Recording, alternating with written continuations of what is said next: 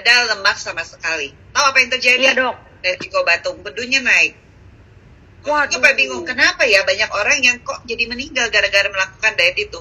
Ternyata nggak ada lemak sama sekali. Dan tubuh kita tuh kan memproduksi suatu bahan, ya, asam pedu.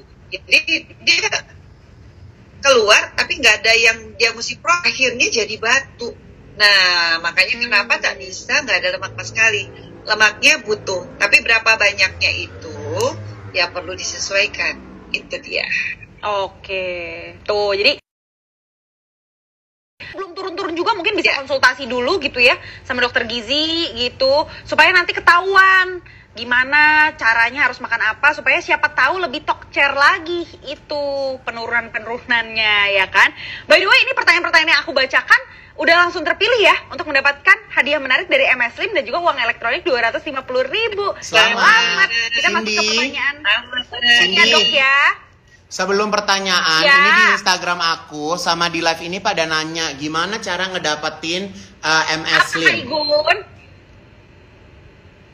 Caranya adalah ikutin. Oh iya, sekarang selain bisa dapetin MS Slim lewat pertanyaan ini, kalau nanti pertanyaan kamu kurang beruntung tidak dibacakan adalah ikutan Instagram competition di Instagram MS Slim Beauty. Ini kita lagi ada foto competition, cukup gampang banget. Caranya adalah tinggal foto doang dengan makanan-makanan bergizi ya. Jadi makanan apapun kamu boleh, foto yang cakep, upload ke Instagram. Hadiahnya mau tahu nggak sih apa? Hadiahnya iPhone 13 dong. Langsung dikasih sama Kak Igun. Belum iPhone 13. Belum dikirimin sama Mas Gilang. Dok, kayaknya belum nyampe deh. Waduh, aku juga belum beli. Iya kan?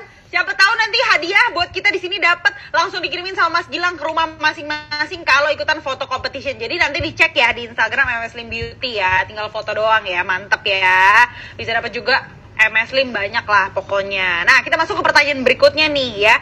Untuk Kak Igun, tantangan terbesar Kak Igun ketika menjalankan diet tuh apa? Secara kehidupannya Kak Igun sekarang sibuk, mungkin gak ada waktu. Ini aku kasih tahu ya. Ini aku kasih tahu ya. Yang Ini aku kasih tahu ya. Ruben itu kan punya jualan roti tuh, mereknya Tabenia, ya. Aku tuh dari dulu lemah banget sama yang namanya roti abon. Roti abon. Lu tahu bagaimana itu roti abon gua sobek? Gua sobek tuh roti abon, gua taruh di hidung gue. Gua taruh di hidung gue. Gua cium-cium aja. Saking gua kepengenannya. Gak dimakan ya? Enggak. Gak dijilat tuh enggak ya? Enggak, biarin orang mau bilang gue stres, mau bilang apa terserah. Yang penting gue gak mau cheating, gue udah gak mau makan tepung-tepungan, olah-olahan. Gue begini, gue gini aja. Udah.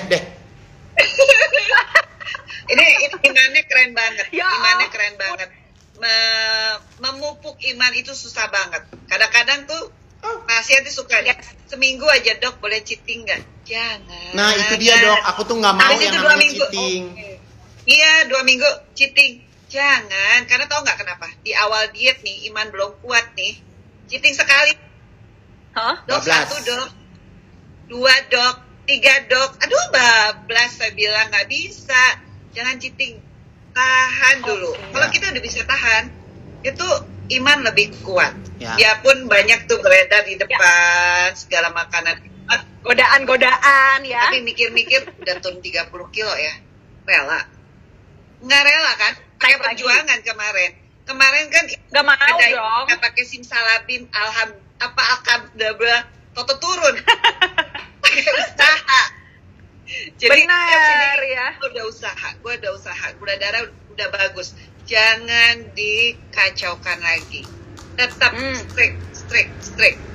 Ya, karena targetnya kan belum nyampe. Igun kan tentu pengen lebih seksi lagi kan. Dok, sekarang aku tuh tadinya dokter tahu nggak aku pakai baju size-nya berapa? Berapa? 10 XL dok. Emang ada yang dijual 10 XL?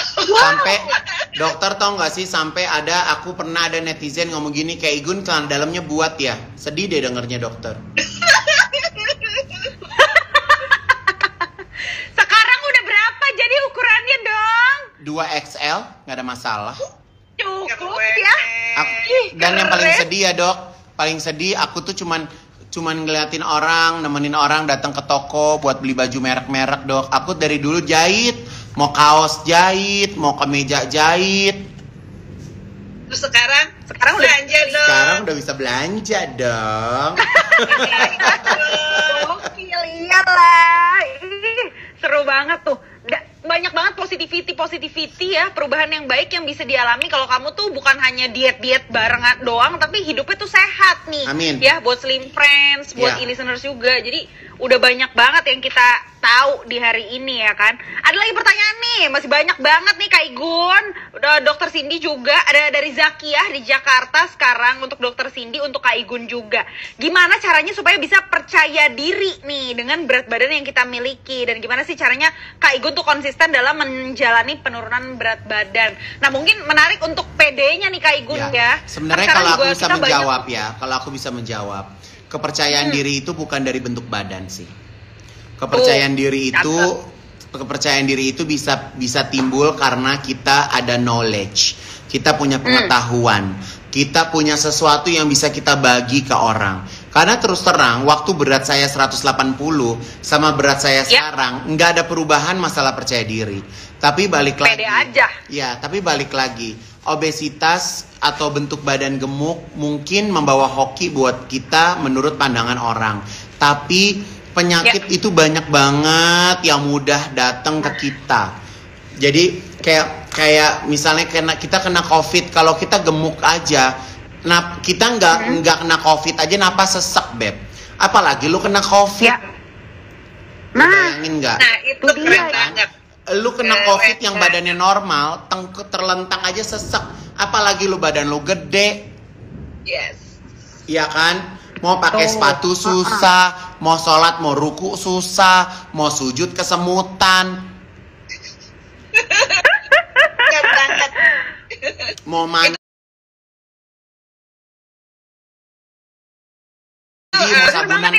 mandi, mau sabunan badan belakang susah. Waduh. Ya kan? Dia ya. Jadi banyak banget sebenarnya halangan-halangan, kendala-kendala. Tapi kita itu, ego kita terkadang lebih besar, Dok. Kita tuh kadang suka naif, nggak mau merubah hidup kita atau nasib kita ke depan itu. Kita tuh terkadang untuk berat untuk memulai sesuatu yang baru gitu. Itu keren banget. Tapi ketika udah diubah, dijalani, harusnya bisa ya, Dok ya? Bisa. Sering saya dapetin pasien, misalnya dia tahu diabetes nih sekarang, terus dia bilang, ya ada obat, aku minum obat diabetes aja, pola hidup nggak berubah, semuanya nggak berubah. Tahu apa? Begitu ginjalnya kena, semua mesti dibatasin dan setengah mati banget. Itu benar-benar ini cuma segini, ini cuma segini. Janganlah seperti itu. Kenapa? Karena diabetes itu, sekali kita diabetes, itu diagnosisnya berarti kita juga kena sakit jantung, kena penyakit. Kenapa? Karena kalau kita biarkan gula darah yang tinggi itu dibiarkan tinggi, sel pelan-pelan rusak. Sekarang nggak berasa. Kalau semuanya udah pada rusak, itu semua rusak, fungsi ginjal makin turun, itu udah mulai panik. Dok, gimana nih turun lagi? Ya itu kan proses sudah dari sebelumnya kerusakannya. Jadi Igun keren banget, begitu gula darahnya tinggi, dia langsung berusaha. Semuanya mesti bikin aku sehat. Dok, tidak mau diabetes. Itu keren banget. Dok, sama satu lagi, Dok. Waktu saya gemuk, saya itu sering GERD. Nah, itu. Nah, ternyata GERD itu disebabkan dari makanan-makanan yang mengandung pertepungan-pertepungan itu. Itu yang membuat jadi kita GERD, perut kita jadi kembung. Belum lagi, GERD itu dari stres, iya mungkin.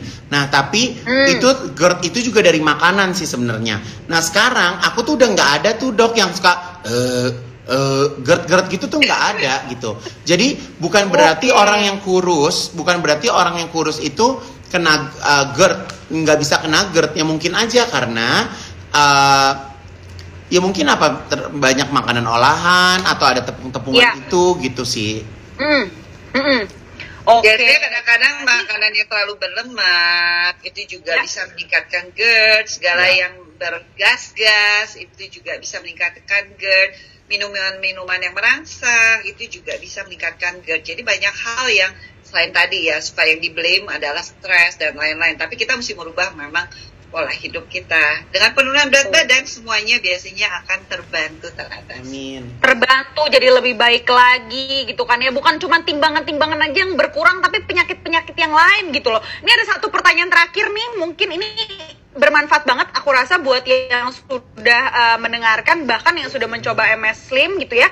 Dari Fitri di Jakarta nih Kak Igun. Ya. Nah, kalau Kak Igun sekarang sudah mendapatkan nanti berat badan ideal, apakah kita masih boleh tetap mengkonsumsi MS Slim atau udah nggak usah lagi? Nah, ini nih jadi Kak Igun. gini, MS Slim ini kan kandungannya kan herbal ya teman-teman ya. Ya. Jadi sebenarnya ini buat diet bagus. Untuk juga menjaga berat badan juga bagus. Mungkin kalau yang sedang penurunan berat badan sehari minumnya 2. Tapi kalau misalnya yang sedang buat maintain ya cukup 1 aja sih menurut aku. Jadi karena dia ini kan ngeblok sugar kan. Fungsinya tuh ngeblok sugar gitu. Terus membantu metabolisme kita juga supaya metabolismenya tuh bagus, pencernaan kita juga jadinya bagus gitu. Jadi ya kalau menurut aku sih konsumsi obat diet atau apapun itu harus yang pertama tahu kandungannya itu dulu sih gitu, karena itu penting sih. Dan aku juga udah sempat ngalamin beberapa obat-obat diet. Ada yang rasanya kayak gremot-gremot, ada yang rasanya gelisah gitu. Kita jadi anxiety. Tapi aku semenjak pakai MS Slim tuh biasa aja. Aku nggak cranky, aku nggak cepet marah, nggak temperamental. Jadi ngejalanin hari-hari itu juga biasa-biasa aja. Tia, bener nggak? Gue selama diet nggak kan? Bukti ini ya. Honest review, oh gitu. Jadi buat yang mau memaintain sudah memiliki berat badan ideal, silakan banget untuk memaintain gitu kan. Karena itu dia tadi, bukan cuma buat berat badan, tapi bisa metabolisme, pencernaan juga. Dan serunya tidak ada efek samping guys. Benar. Keren banget ya. Itu selamat ya.